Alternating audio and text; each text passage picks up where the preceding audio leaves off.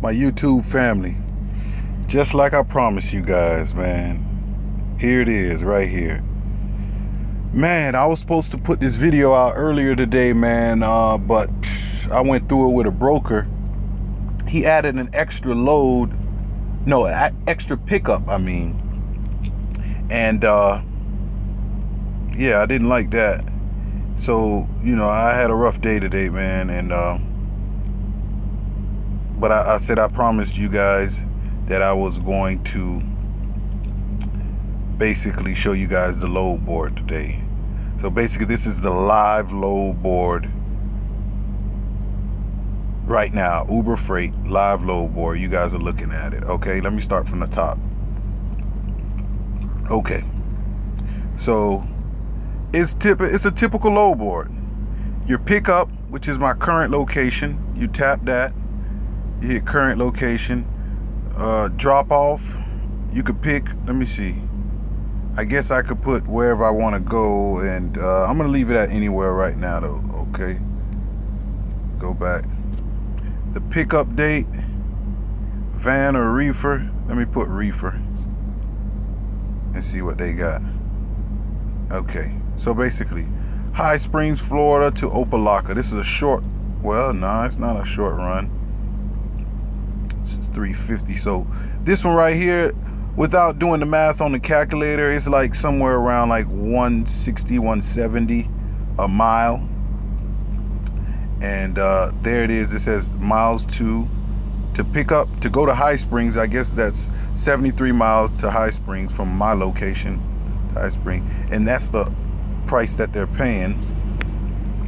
Sorry about the screen closing out. Here's another one, Groveland to Lakeland, Florida. Oh, 48 miles. And this one here is paying $245. So right now what we're seeing, right, these rates are not bad, and I'm realizing the shorter rates are not bad at all. These are typical rates for a lot of the guys that know the industry, right? The shorter distance trips always pay a little bit more. Me personally, I don't deal with short distance trips. I try to at least 700 or more. You know, I like to be there within the day. So I like to pick up and drive all day and drop off, and the next day pick something else up. You know, that's how I like to do it. But, you know, everybody got their own different style. Sometimes I'll switch it up too, depending on the season. Like right now, Florida is in season. I mean, it's produce season in Florida. So with that being said, I've been doing little short 700-mile runs from Florida to North Carolina, South Carolina. And, you know, those rates been playing pretty good, you know, produce loads, watermelons and whatnot, and pineapples. A lot of that right now, we're in season. So Florida's really paying real good rates right now for little 600-mile runs. Okay, but look, we see a few of them right here. Savannah, Georgia, going to, and this answers the question to a lot of people that were thinking that it was just in Texas. It's not just in Texas. As you can see, we're in Georgia, Tennessee. So they're doing pretty good. They don't have a lot of, their client base is not that wide, but it's not bad. You know, they got enough to keep someone busy in whatever area that they're in. But I'm pretty sure in the next few years they'll have more clients after, you know, they start getting their reputation, not reputation, but building relationships with other shippers and getting good reviews for on-time loads. That's what shippers really like, working with brokers that get on-time loads, you know. So here's some loads. High Spring, Florida to Miami, Florida. Look at that. Look at that. 650. Hold on. Let me click into and go in. I haven't had a chance to play with this. I got it last night, man. I've been running this load all day. I haven't really had. I'm really looking into it with you guys right now. I glanced at it this morning when I woke up. But with that being said, so here's, look. See, that's a little different. See how they have the arrow pointing? Boom, boom. That's different. Okay, now they give you the distance.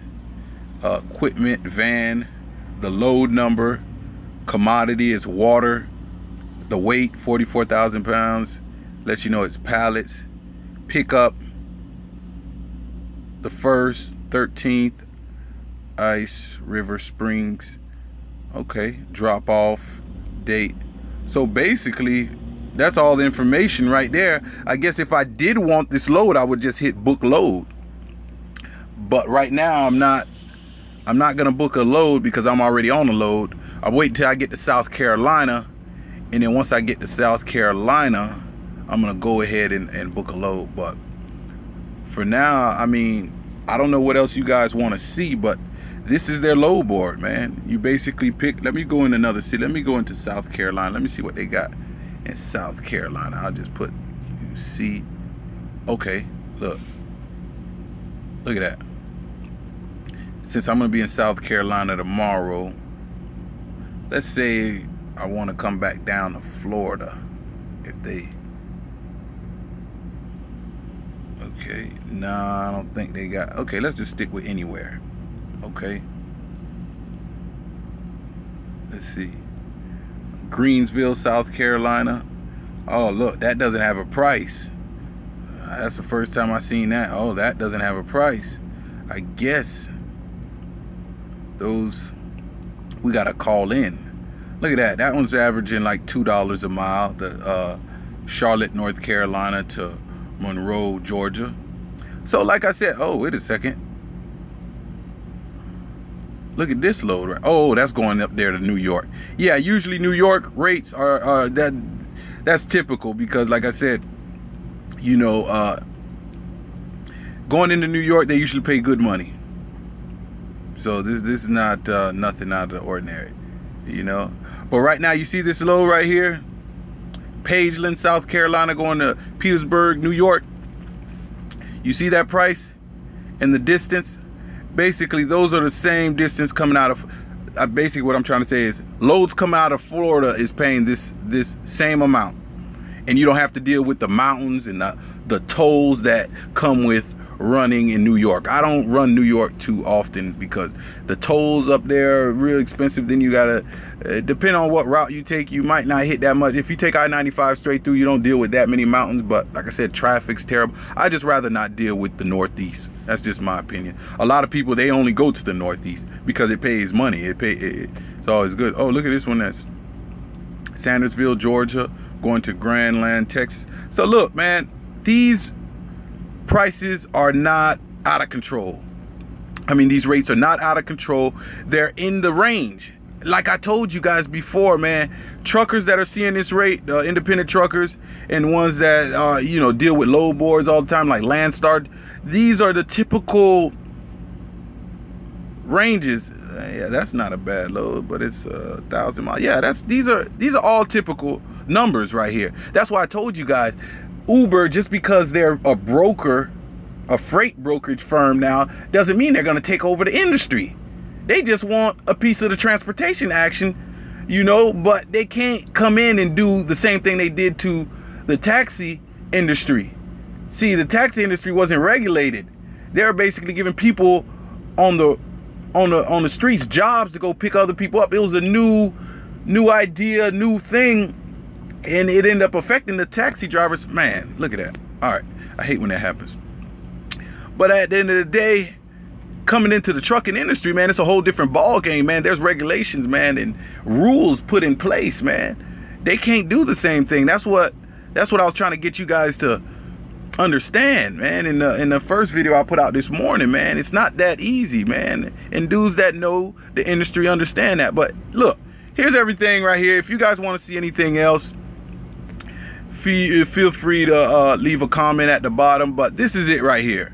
These are the rates right here. These are going rates right here for you truckers out there, man, that want to know what's going on in the independent side here. I just opened the doors for you guys to see. This is the type of money that, you know, most truckers are seeing. You understand? I mean, sometimes more when you have a direct relationship with shippers, which is ultimately the goal of any independent contract, to establish their own relationships too.